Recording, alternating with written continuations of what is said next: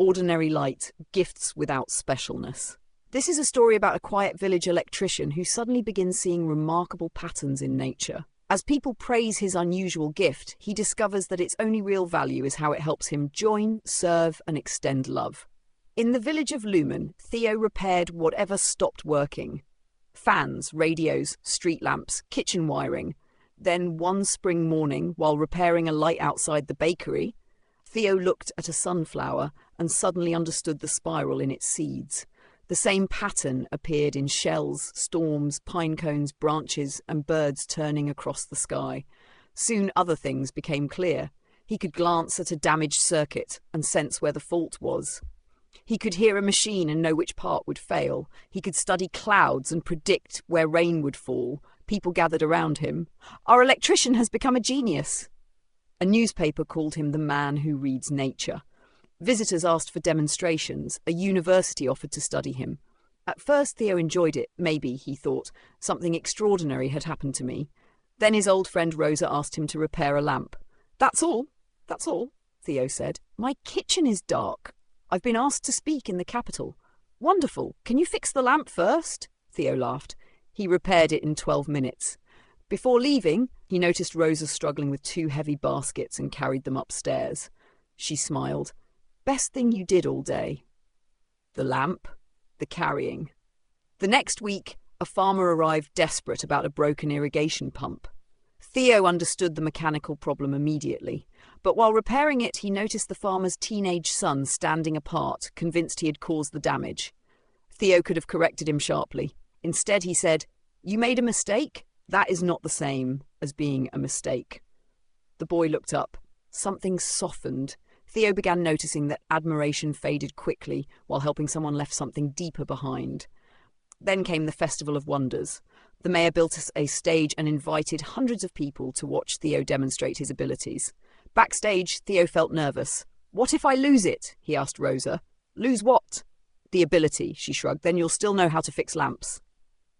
Theo looked toward the cheering crowd. Rosa said, "Are they here to see you, or what you can do?"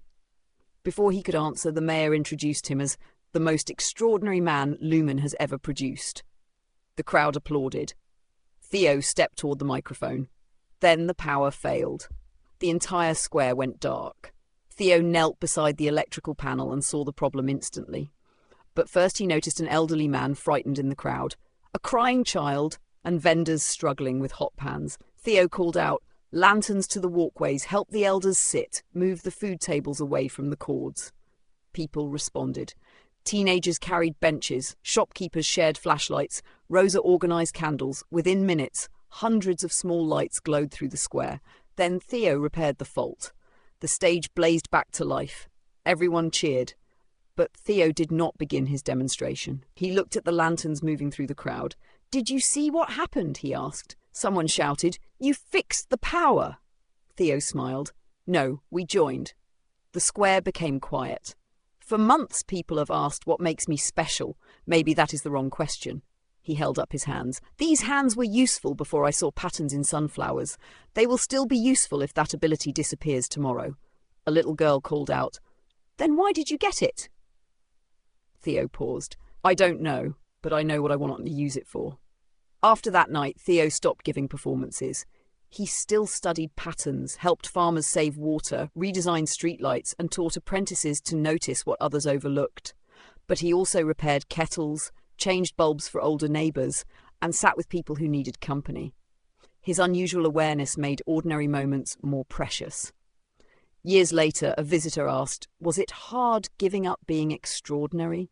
Theo laughed. "I gave up trying to get my worth from it." "What replaced that?" Theo pointed toward 2 apprentices helping a neighbour carry groceries. "That." He had learned that specialness asks to be admired. Love asks to be extended. Abilities may appear or disappear. Recognition comes and goes. Worth remains. The true measure of any gift is not how remarkable it makes the giver appear, but whether it becomes useful for joining. Theo finally understood that awakening was not becoming greater than everyone else. It was remembering the same light in everyone. May we sing, rest, and dance our way home together.